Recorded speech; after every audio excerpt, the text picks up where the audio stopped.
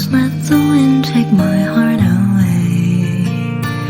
Let it fly to somewhere far from here, through the crowds and through the hills in my dreams. Let this heart drift off to where it needs to be. Take this heart and let it soar across the sky, to the farthest sea, so it will go. Even if we are apart, you'll still be in my heart, to keep you safe and sound through the night. Take this heart and let it soar across the sky, to the farthest sea, so it will go. Even if we are apart, you'll still be in my heart, to keep you safe and sound through the night.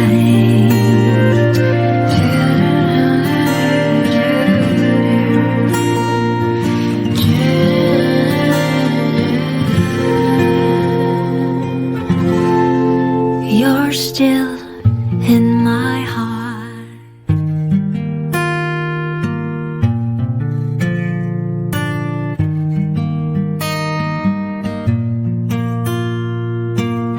Please let the wind take my heart away. Let it fly to somewhere far from here, through the crowds and through the hills in my dreams. Let this heart drift off to where it needs to be. Take this heart and let it soar across the sky, to the farthest sea, so it will go. Even if we are apart, you'll still be in my heart, to keep you safe and sound through the night. Take this heart and let it soar across the sky, to the farthest sea, so it will go. Even if we are apart, you'll still be in my heart, to keep you safe and sound through the night.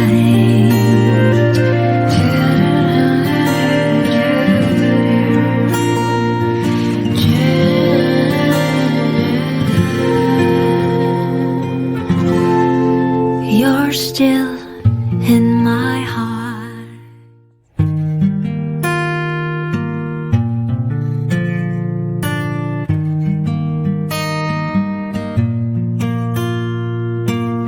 Please let the wind take my heart away.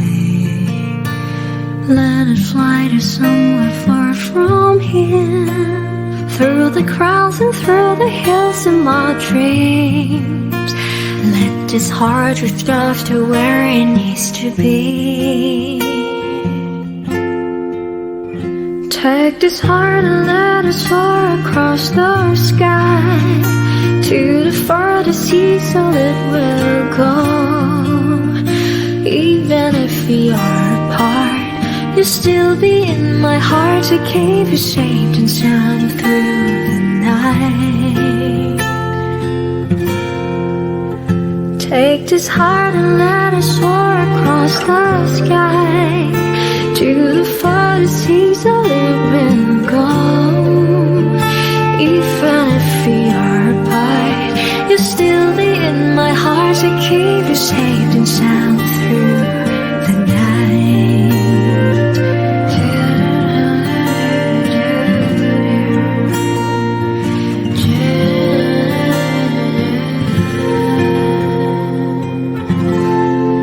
You're still in my heart.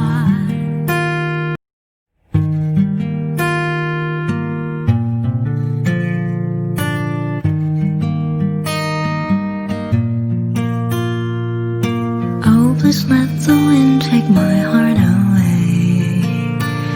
Let it fly to somewhere far from here, through the crowds and through the hills in my dreams. Let this heart drift off to where it needs to be. Take this heart and let us soar across the sky to the farthest sea, so it will go. Even if we are apart, you'll still be in my heart to keep you safe and sound through the night. Take this heart and let us soar across the sky to the farthest seas, so it will go. Even if we are apart, you'll still be in my heart to keep you safe and sound through the night.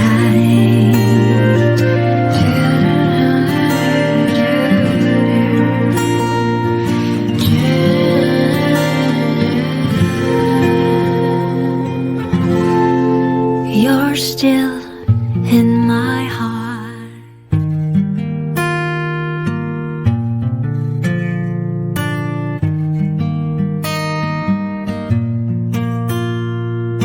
Oh, please let the wind take my heart away.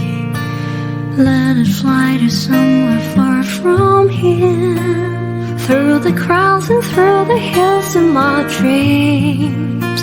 Let this heart drift off to where it needs to be. Take this heart and let us soar across the sky to the farthest sea, so it will go. Even if we are apart, you'll still be in my heart to keep you safe and sound through the night. Take this heart and let us soar across the sky to the farthest seas, so it will go. Even if we are apart, you'll still be in my heart to keep you safe and sound through the night.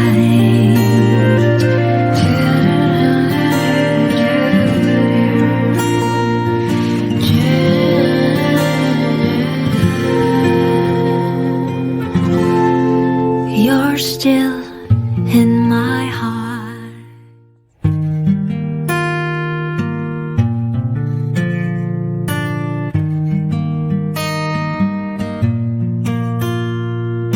Oh, please let the wind take my heart away. Let it fly to somewhere far from here, through the crowds and through the hills of my dreams. Let this heart drift off to where it needs to be. I see new horizons are opening up, new feelings. I feel great in every moment when I see the world around me. It makes me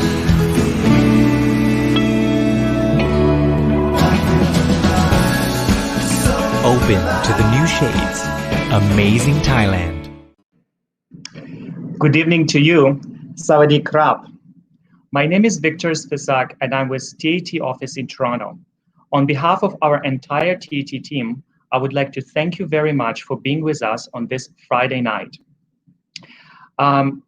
Today's presentation will be about Canadian outbound travel market and potential recovery segments.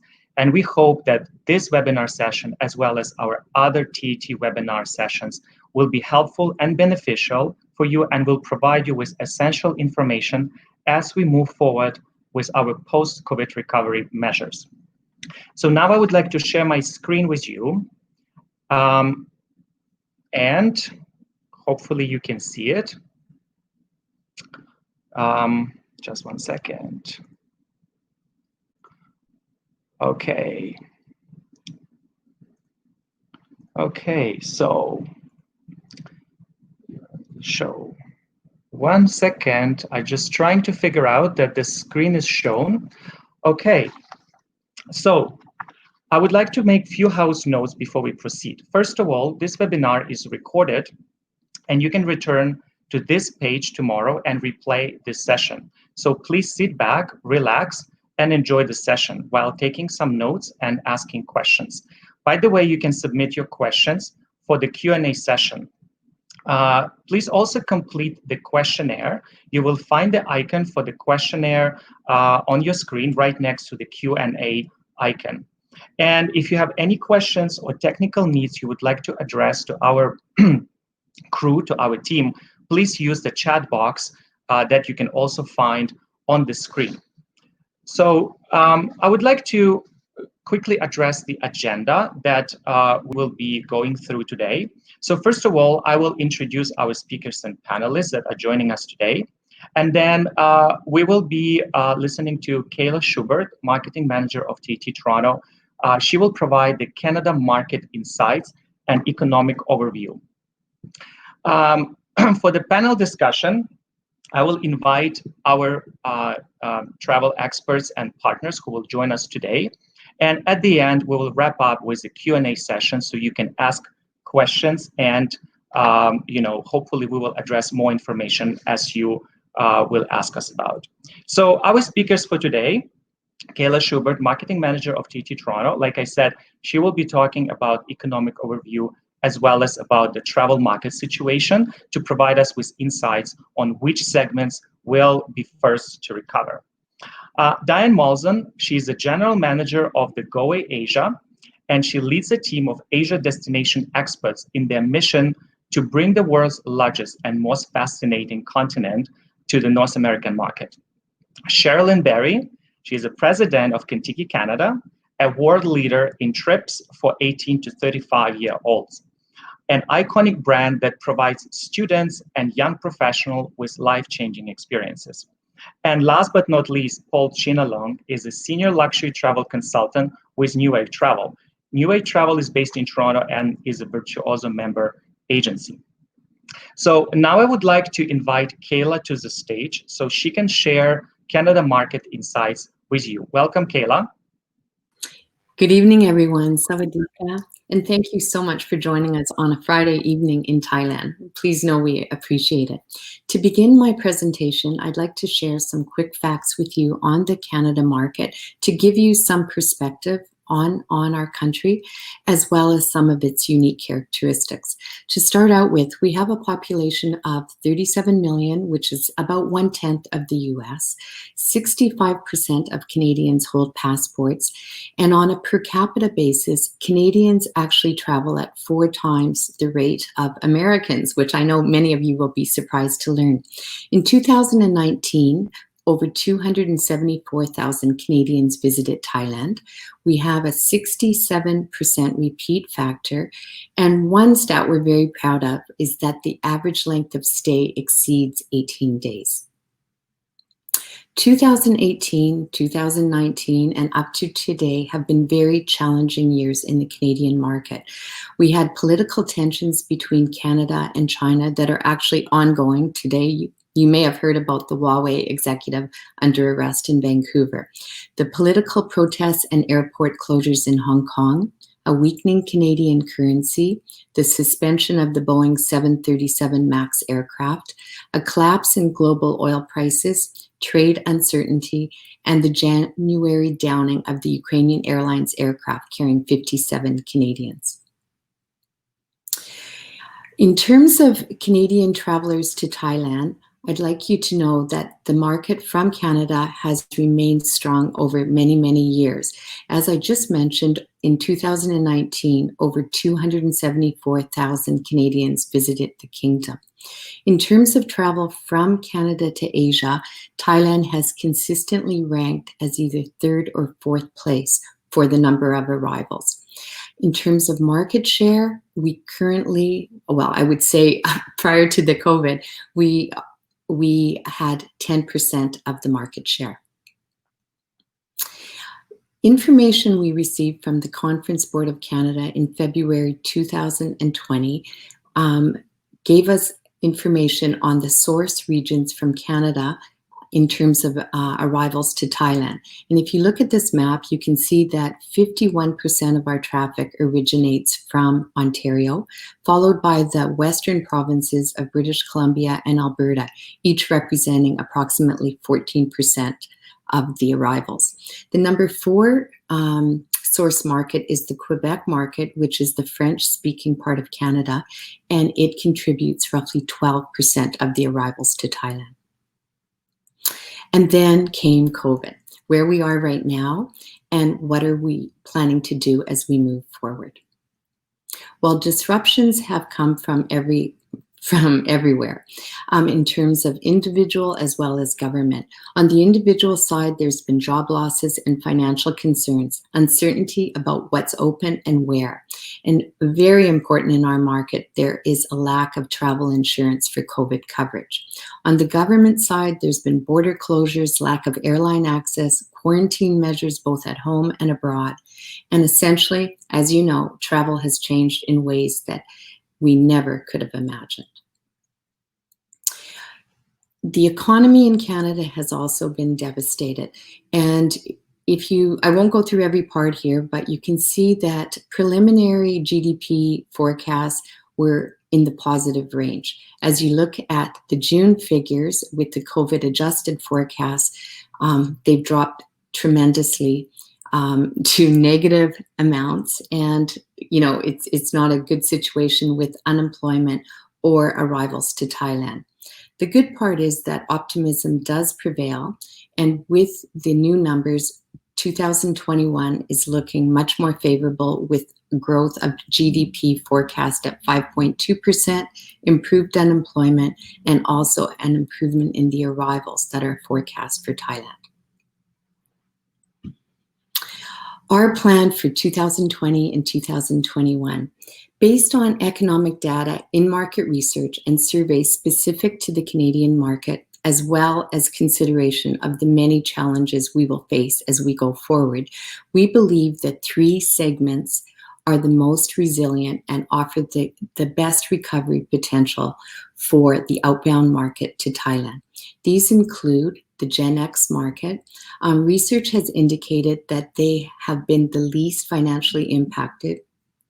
59% prefer to travel internationally, and we know that there is a pent-up demand for travel, with many of this demographic holding existing travel credits. The second segment is the millennial group. We know that they love to travel and they are frequent travelers. Many are destination indecisive, which gives us great opportunities to entice them to choose Thailand. They have a preference for experiences over material possessions. They seek outdoor or active holidays, relaxation, wellness, and often plan their journeys around food and drink. One thing I would like to mention is that we also realize that millennials, many of them have been impacted financially by this pandemic, and they may not be the very first travelers to resume international journeys, but we know that they will be extremely important for our recovery to Thailand, and especially helping us in 2021. The third segment is the affordable luxury segment. Research has indicated that HHI travelers are forecast to be the first segment for travel recovery. They seek excellent value, not the lowest price, and they have a preference for wellness, culinary, active, and soft adventure opportunities. So this will give you some idea of the segments that we will be targeting as we move forward into the 2021 period. Now we come to the customer journey, and we know that it normally consists of these 3 distinct stages: the dreaming inspiration, the research planning, and the booking. Many Canadians are now in the dreaming inspiration and research planning phases, with even some individuals already considering booking options. To support the various stages of this consumer journey, a variety of digitally driven targeted marketing campaigns are planned to provide inspirational, customized content specific to each of our groups. You can see here on the screen, under the Dreaming Inspiration, we have a campaign from Thailand with Love, as well as a Frontline Hero campaign that is planned. Under the Research and Planning, we have a campaign called Imagine Today and Visit Someday. With each of these, we have a variety of initiatives planned to inspire Canadian travelers to learn more about Thailand, and also move them forward to the final stage, the booking stage. And for the booking stage, we will be working very closely with all of our Canadian travel partners under a theme of Book Now and Travel Later. Now, we come to the last comment that I would like to share with you. We fully recognize that the new normal will present all of us with many challenges in the days, the weeks, and the months ahead. But we're confident that by working together closely, that our combined efforts will create a new and better travel experience for everyone involved. That wraps up my brief overview on the Canadian market, and I will now pass the screen over to my colleague Victor, and they will begin the panel discussion with our 3 Canadian industry experts. Thank you so much. Thank you, Kayla. Thank you for this overview. It was very helpful and insightful. And now I would like to introduce our long-standing partners and recognized industry experts to join this panel. So as Kayla mentioned, these 3 potential recovery segments, and we have industry experts to address certain insights for each of these groups. So Diane Molson, she's a general manager of GoAway Asia, and one of GoAway Asia key segments include HHI, high household income Gen X clientele, aged between 39 and 55 years.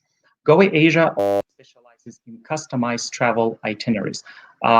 Diane, welcome to the panel, to the webinar. Sherilyn Berry, she is a president of Kentucky Canada, and Kentucky's target group includes millennials.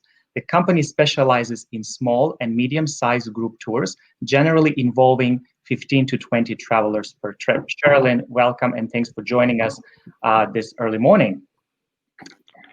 Thank you. Good evening. Paul Chinalong is a virtuoso travel agent who has been selling tailor-made luxury Thailand trips since 1990. So Paul, welcome. Hello from Toronto. Hi. Again, thank you so very much for being with us this early morning. It's 8 a.m. in Toronto, and we really appreciate your time and your insights that you will be able to share with us today. So before we begin, I just would like to mention that the information we will share today is based on the current data, and of course, as everyone knows, is subject to change as we move forward in the weeks and months ahead.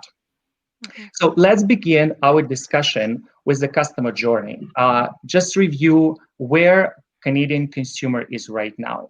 And this chart based on the Conference Board of Canada report shows that many more Canadian consumers are in their dreaming and planning stages when compared to the same time in 2019.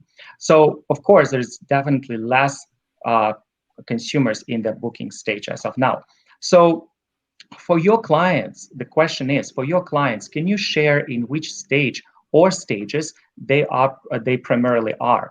So let's begin with Diane. Diane, do you feel like your Gen X clientele is still mostly in dreaming stage, or do they start planning, inquiring some travel-related information? Yeah, Victor, I think that what we're seeing is that I'd say probably about 80% of our clientele are still in the dreaming stage. But I'd still say like 15% now are showing signs of moving towards the planning stage, and we actually have a few bookings. So it's a small amount, but yeah. Okay, very good signs. Thank you. Sherilyn, how about millennials? Is there anything different in their customer journey? It's pretty similar to Diane's. The millennials were about 70% in the dreaming and investigating. We are starting to see every day more and more leads come in for the planning stages, and we are seeing a couple of bookings already for 2021 to Asia, which is a good sign. Perfect, thank you. And Paul, when it comes to the luxury travelers, do you think they're somewhere further down the funnel? Maybe there are more of them actually considering booking. Perhaps certain groups or segments you can distinct who are already moving into more active stages. Well, I agree with Diane and Charlene overall in terms of percentage, but I would say a large percentage are in the planning stage. And I think the first demographic that would recover would be the LGBTQ and just the savvy segment of the market. Travel will most of them are for 2021, but some of them are looking into the end of this year, like the latter part of this year. Okay, that's interesting. LGBT is more active in terms of moving to the stages where they can probably start booking, right? Yeah. All right, so now let's look at the some insights that travel advisors had shared with Travel Week survey. So here the question is, what kind of marketing information and communication channels that travel advisors would prefer when it comes to working with suppliers? And of course, this is just a general overview based on what travel advisors had mentioned. We see that information about certain things such as health sanitation and special offers are quite important, and email is a major channel in which travel advisors would like to be contacted through. So question to you, Charlene, at this time, what do you think is the most important information that you as a tour operator are seeking from suppliers? And also, what is the most effective channel to communicate this information? Sure, thank you, Victor. We're finding right now the most important is the hygiene protocols and safety measures being taken to give travel confidence to the millennials to start back up again.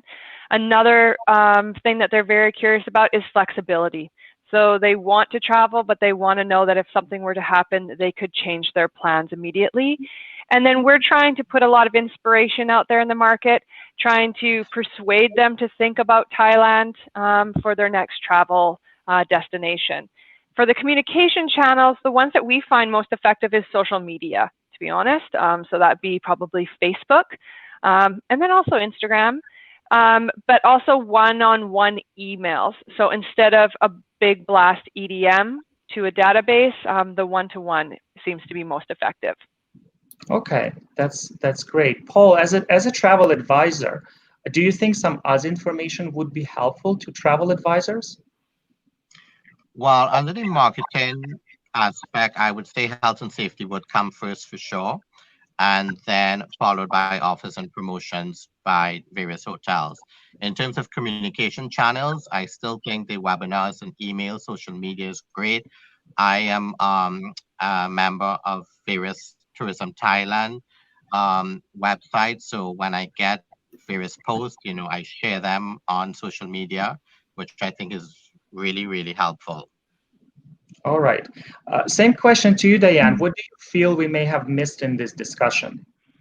Nothing that's been missed. I think the other two panelists have done a great job. I'd just say for Gen Xers specifically, in order to reach them, email webinars are all are excellent. But for us, of course, Facebook is probably the social media tool that they are most likely to gravitate towards. Okay, thank you. So let's move to the travelers' concerns and what kind of messaging that hotels and other suppliers can use to target their consumers. So this slide indicates some of the most important considerations for travelers. Based on this research, we came up with certain suggestions. So we can see on this chart that flexible change and cancellation policies are the most important. Then goes special offers and other important considerations. So based on these findings, we would suggest that the content that suppliers use in their marketing efforts should include health and sanitation information by showing what exactly suppliers are doing, flexible cancellation policies. They should also be using organic and user-generated content as much as possible by the real travelers, by the real people. They should also probably avoid steep price drops. Instead, they may consider value-added offers. So, Paul, question to you. Specific to Thailand, what do you feel might be the most and least important concerns for your luxury travelers? And is there any type of messaging that you feel will be key in attracting your clientele? Well, first and foremost, health and sanitation, I think, is important to know what each hotel is doing to in this current situation, as well as flexible cancellation policies. I think is very important. People want to make sure that if there's a second wave, that they're not going to be losing all their money. In terms of what hotels I think can do is start offering some more value add to, like stuff like fast track upon arrival, meet and greet services, maybe offering private airport hotel transfers, just for peace of mind and feeling, clients will feel a little more special and safe. So I think that's pretty important, as well as avoiding any increases in prices as we move into 2021, because there's a lot of competition worldwide now. Everyone wants tourism, to boost their tourism. So I think these are important things that they all have to be considered. Okay, that's great to know. So basically for luxury traveler, what is key is a certain value added product that may ensure, safety and a sort of private services that ensure that they wouldn't have to share the space with other travelers, right? Right. That's a great insight. Yeah, Sherilyn, same question to you.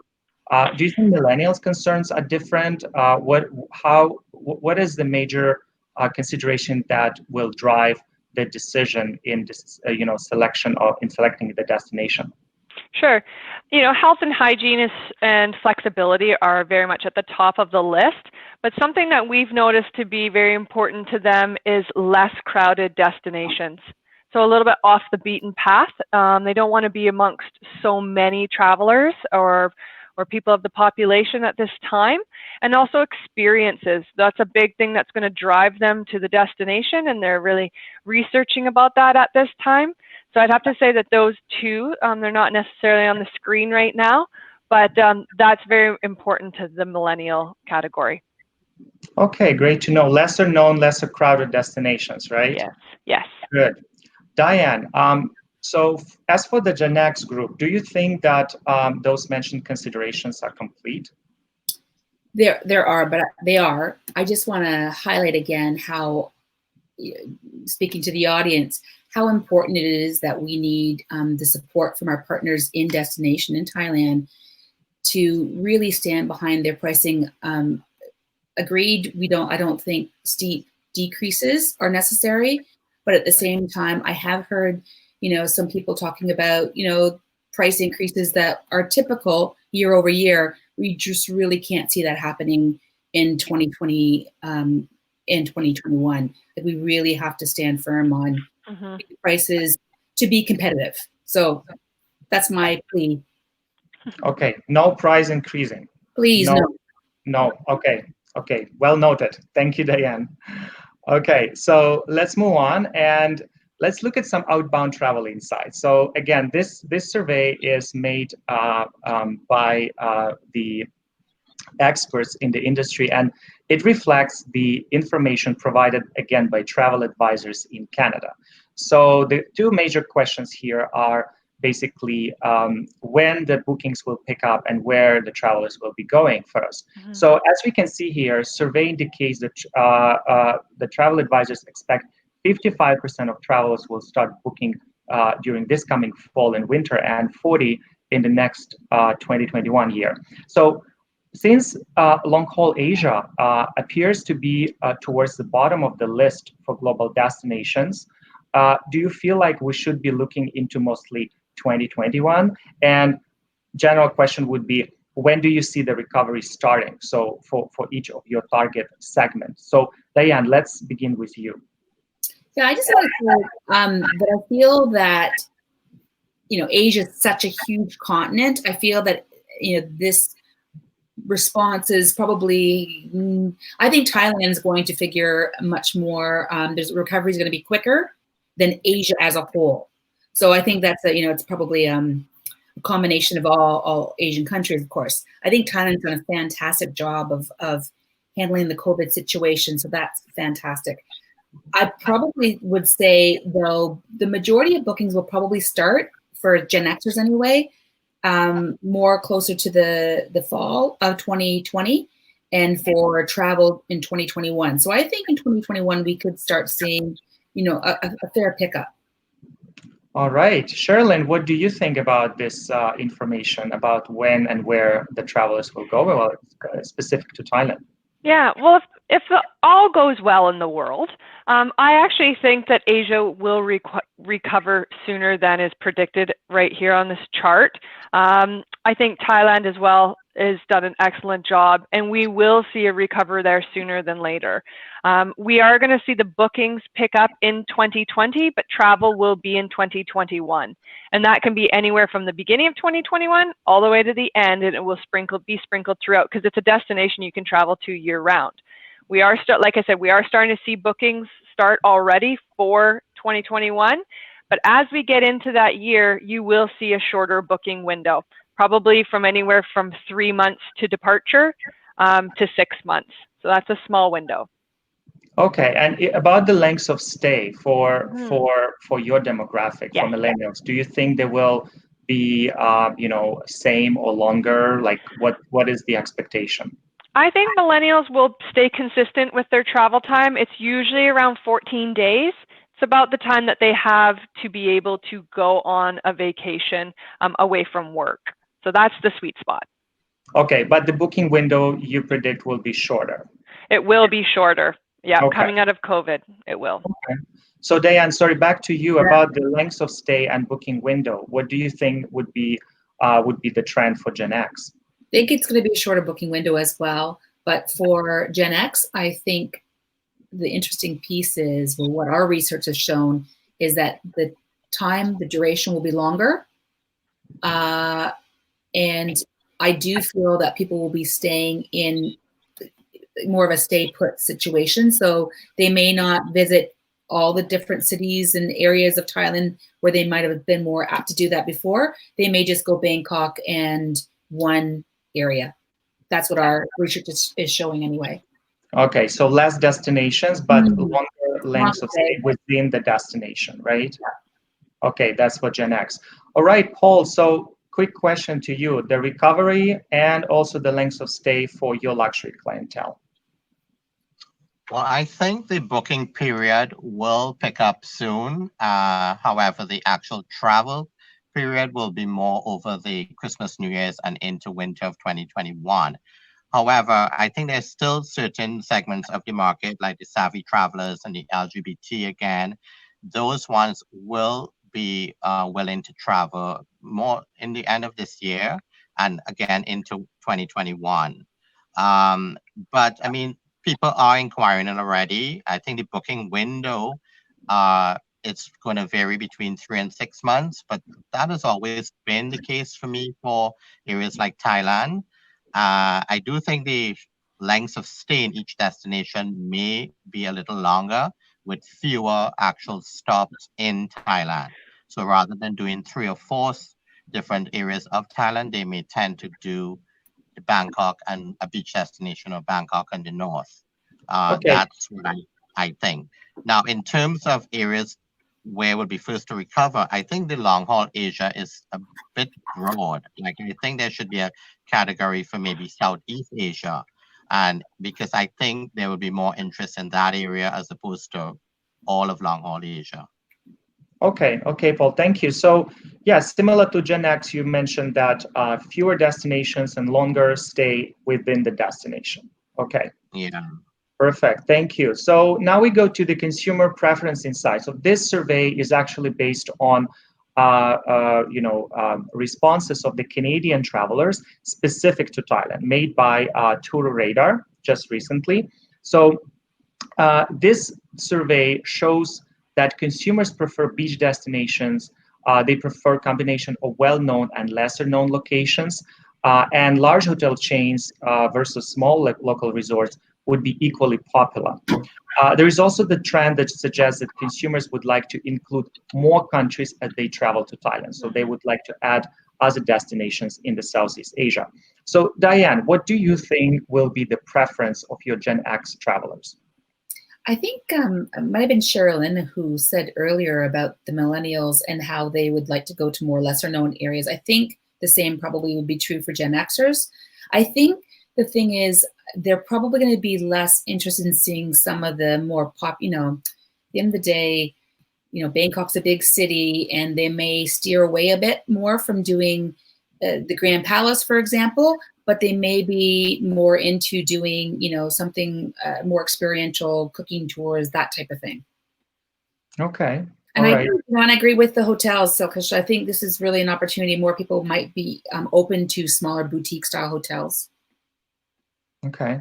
And do you think they would still think of going Thailand plus and as a destination more than opposed to just Thailand? I'm not a little surprised by that, actually, that data.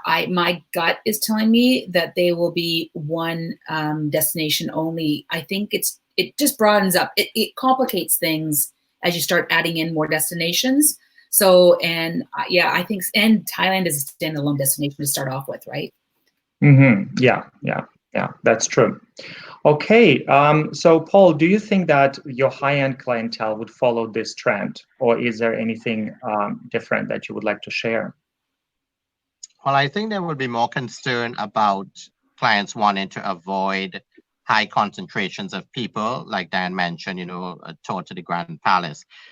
Beach destinations will still be an important,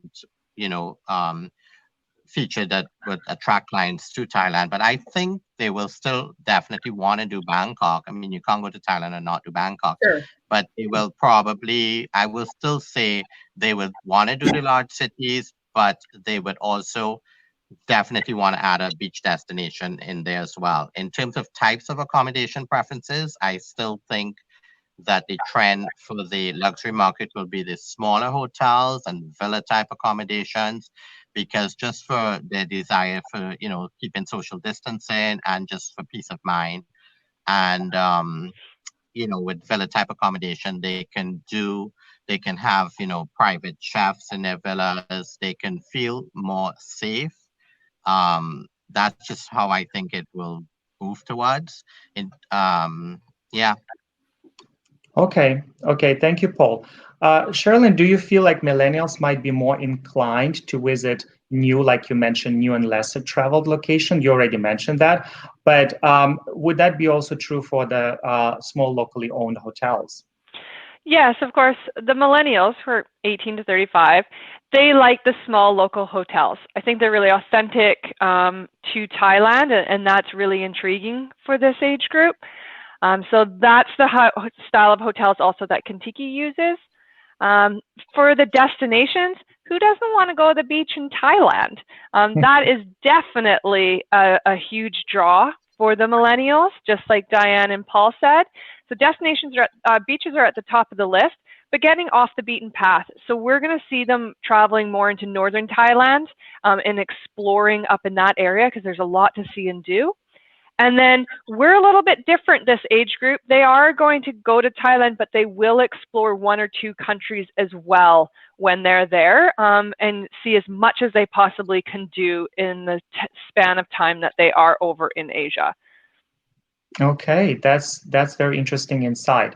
Like one consideration I also would like to quickly discuss with you, which is not shown on the slide, but surveys indicated that all-inclusive destinations would be very popular and all-inclusive hotels.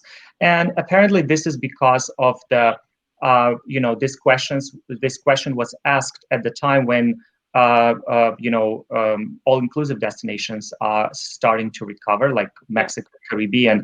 And also they explained it by the fact that consumers may feel safer to stay within the resort and consume food and beverage within the resort. So the quick question to three of you, like, do you think that at some point hotels in Thailand may add some F&B value-added options to drive the interest of the travelers?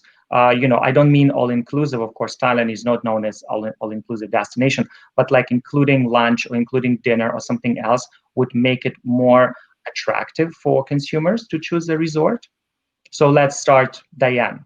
What's your thought? Yeah, I think this is a great opportunity for hotels actually to capitalize on this point because, Thailand is one of those destinations that people go out and explore and do street food.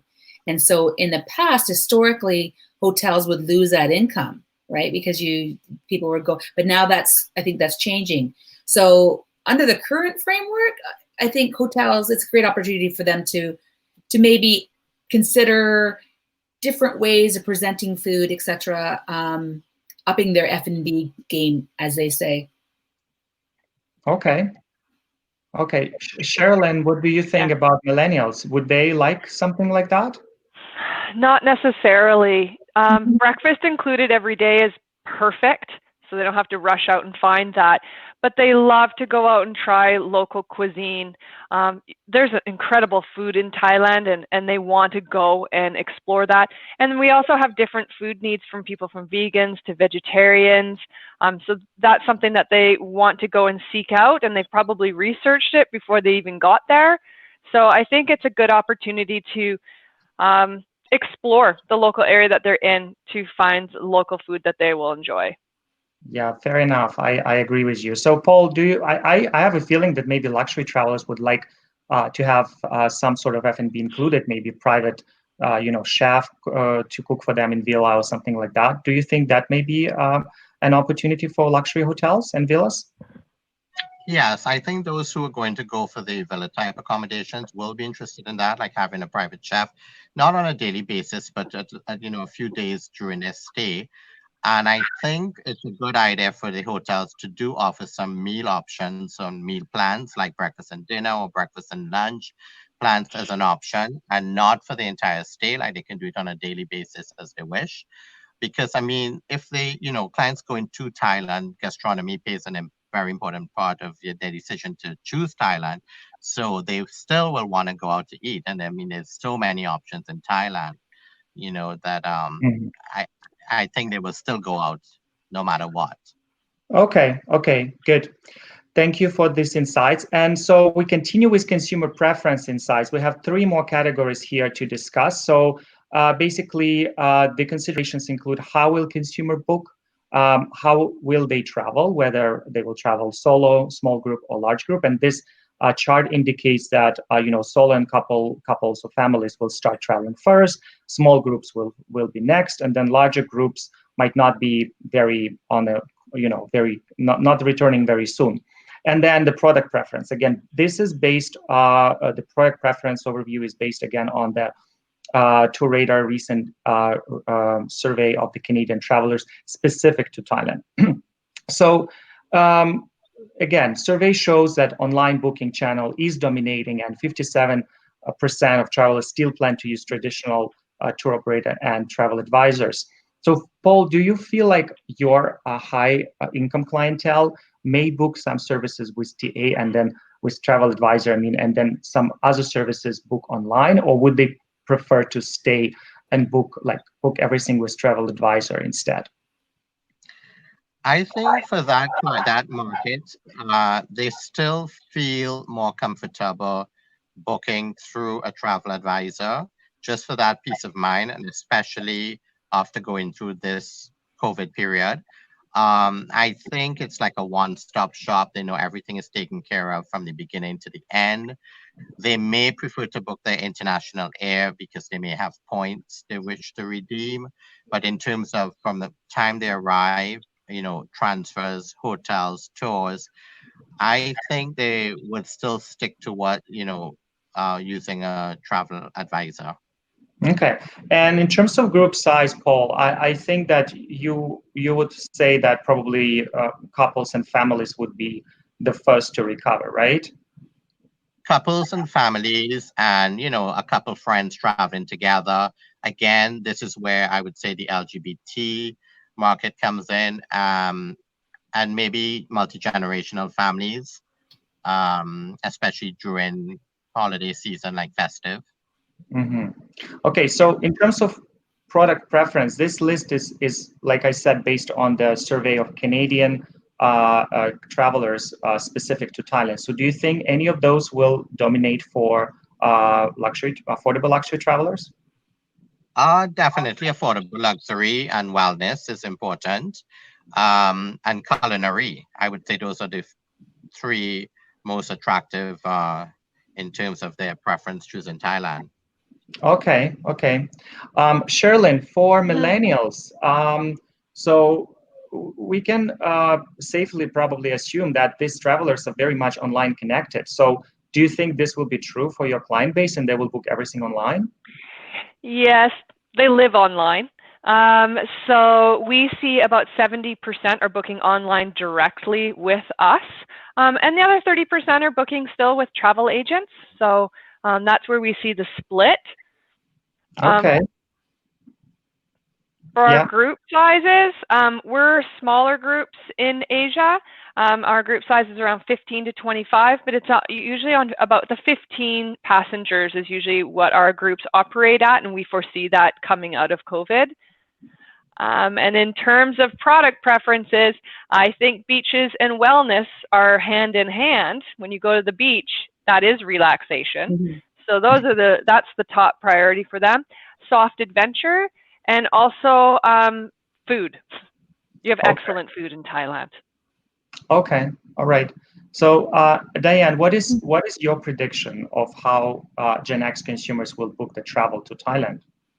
Well, as I said earlier, I feel like in some ways, COVID in some ways was a gift as well, because I feel like a lot of clients what's happened has really brought in mind to a client that it's important to have support. So I think we were starting to see our Gen Xers starting to maybe go online and book through OTAs with very little support, but now we're seeing it really come back to the travel agent, travel operator, tour operator community, because they want that support. And just a future thing, I'm not sure if the audience realizes this or not, but there's a government body in Canada called TICO, which supports, basically it's a compensation fund that you have to, it's mandated. We all have, as a tour operator, as a travel agent, you have to belong to it.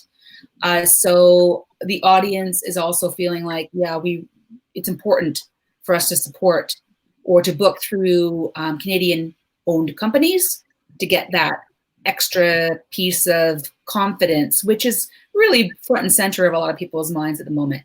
And for GoAway, in terms of group size, we've always been an FIT operator. That is our sweet spot. So we're talking 2s, 3s, solo travelers, maybe multi-generational travel, but again, still very small. And product preference, wellness. I'd still say active and soft adventure, again, taking people away from the cities, maybe a little less cultural and historical. But yeah, and then again, like Sherilyn said, beaches are fantastic. So. Okay, great. So that's a great insight about the, this insurance in Canada, because really it provides additional peace of mind, especially in a situation when many travelers had to cancel due to COVID, and then apparently there are difficulties with, refunding, especially if you booked through different channels, right? So that's a good insight. All right, so basically that's the end of our discussion. This slide is a summary of the discussion and shows differences between our potential recovery segments. I will not go over each of these key takeaways, because like I said, the webinar is recorded, and if our audience would like to get the snapshot of this slide, they can always come back to this recorded webinar and get this data from the webinar, okay? But once again, I would like to mention that this data has been collected from various sources, primarily industry surveys, and our speakers shared their current information and forecasts of how their target segments will go through the recovery process. International and especially long-haul travel is definitely subject to various factors, most important being immigration and government restrictions, airline seat capacity, Canada government travel advisory, health and sanitation procedures on the plane and in destination, financial recovery and employment return, and many, many other factors. So, of course, we did our best today to share some insights that are based on today's data, and we hope that this will be, helpful for our audience. Now, let's move to our Q&A session. Q&A session. I would like to invite Kayla back to the stage. Kayla, welcome back. Thank you. All right. So, Okay, let's see our questions. So how it works, we got a lot of votes for certain questions. And here the question number one, what are the main flights routing that Canadian travelers choose to travel to Thailand? And any information forecast on the seat capacity recovery? So Kayla, I will shoot this one to you. Thank you, Victor. Okay, well, based on the past, I would say that probably the most popular routings were over the Pacific. They included transit points such as Hong Kong, Taipei, Seoul, and Japan as well. And we do expect that this will probably continue when the flights resume. Some clients did choose, or in the past, to fly over the Atlantic, but I would say the majority chose the Pacific routings simply because the pricing was more competitive. I think that was a big contributing factor. Any information forecast on the seat capacity recovery?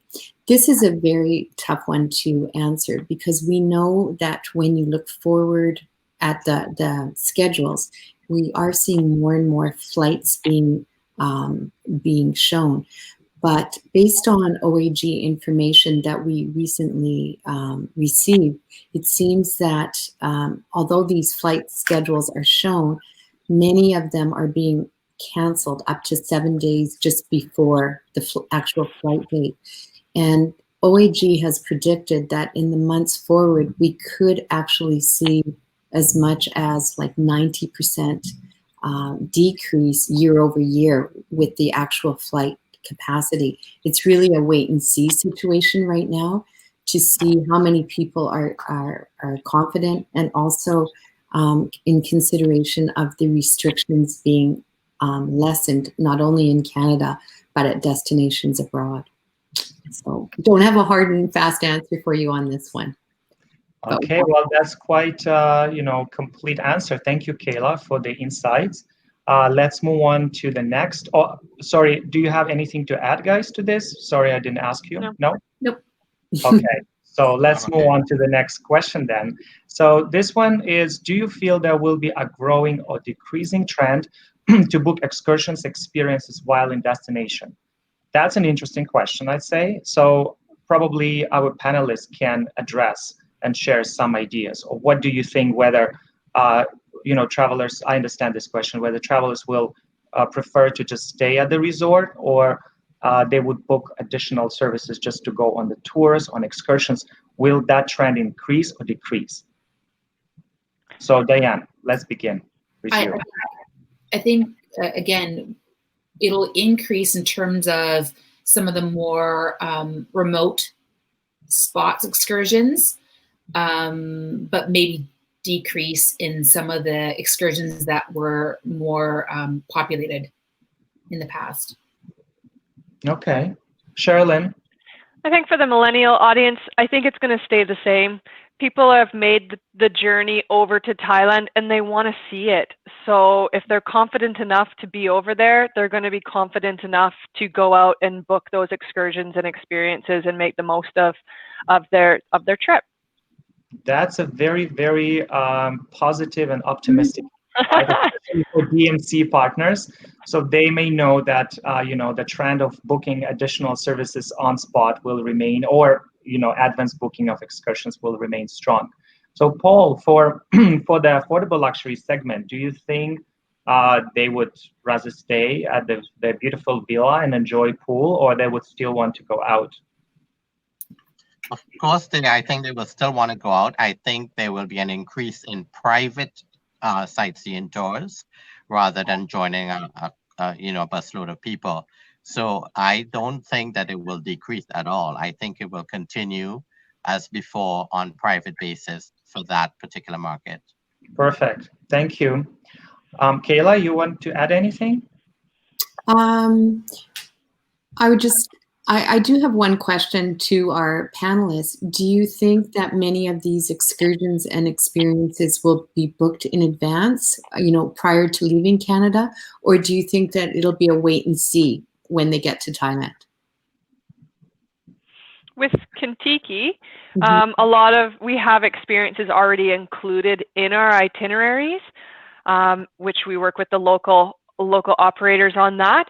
but we also give them a lot of free time so they can seek out what they want to do. Some people will do different things depending on what their likes are. So those definitely opportunities while in destination as well to book excursions and experiences. Okay. And Diane, what do you think about your audience, the Gen X? Well, I don't think it'll change pre or post COVID, but our audience is very different. They tend to want everything booked in advance. They don't really love a lot of free time. They want to maximize their time when they're away. And so that's not a change, but I think, I don't think they're going to wait to the last minute to book anything. In destination is what I mean. Okay, and Paul, what about your group of travelers? I think it's going to be similar to what Diane just said. My clients would prefer to have it booked in advance, but allowing flexibility. And the idea of doing a tour based on private, it does give them some flexibility if they want to change the date of the tour. You know what I mean? No, so I don't think they would wait till the last minute while they're in destination. They prefer to have it arranged ahead of time. All right, let's take another question. We still have a few minutes. And the question is there any progress update in the COVID-19 insurance coverage for Canadian travelers? So the recent information we received is that Canadian travel insurance companies wouldn't really cover COVID-19 as for travel purposes. So the question is, as I understand, is there any progress in that? Because apparently that will provide additional peace of mind for consumers, especially going that far away. So, Diane, do you have any updates on this topic? I don't, but we're watching it. Like I just saw an email come into my inbox moments ago with the latest, and I haven't had a chance to read it because I've been here. But it's changing that fluidly. So yeah. We'll have to wait a little bit, I think, for at least from my side to figure out what's going to happen. Yeah, agreed. Okay, Paul, did you hear anything new about the COVID insurance? Yes, I actually heard yesterday that they are working on something. They are working on coming up with some sort of plan. And I understand that there is one company that's actually offering plans now that will cover COVID. We don't usually sell them, like they're not our first preference, but apparently there is something out there now. Yeah, but this is something that consumers will probably definitely purchase, even if it's, what do you think? I don't know, additional question. If it's, it depends on the price point, of course, and we know it's not going to be cheap, but it's something that at least luxury clientele would definitely probably select to. I don't know, how about millennials? Maybe Sherilyn, you can share, but I guess, yeah. We make sure they have insurance. Right. If it's there, we make them have it. Yeah. Okay, perfect. Good answer. So let's take one more question and then we will wrap up. So one question here is, as a small business in Thailand, do we have any opportunities for the Canada market? Well, it depends probably how you define small business, but I think the question is like spa, where the spa can contact you directly, and so you book, product from that supplier, or it could be a smaller golf course, or excursion provider, or even a small, very small, private villa hotel. So what do you think? I mean, I would say, yeah, probably they do, but again, it depends what company they contact, whether it's a tour operator or whether it's a travel advisor, and also depends on your purchasing channel, on your distribution channel, right? So Diane,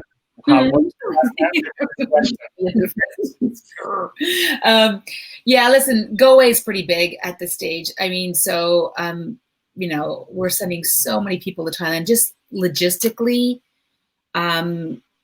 we just don't have the capacity to open up relationships with multiple small partners. I'm not saying that we're not open to it, but we tend to pick a few.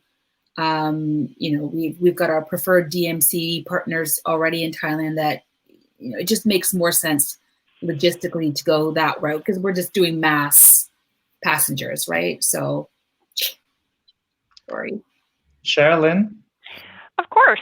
I think there's always opportunities. Contiki is always looking at trends and new destinations.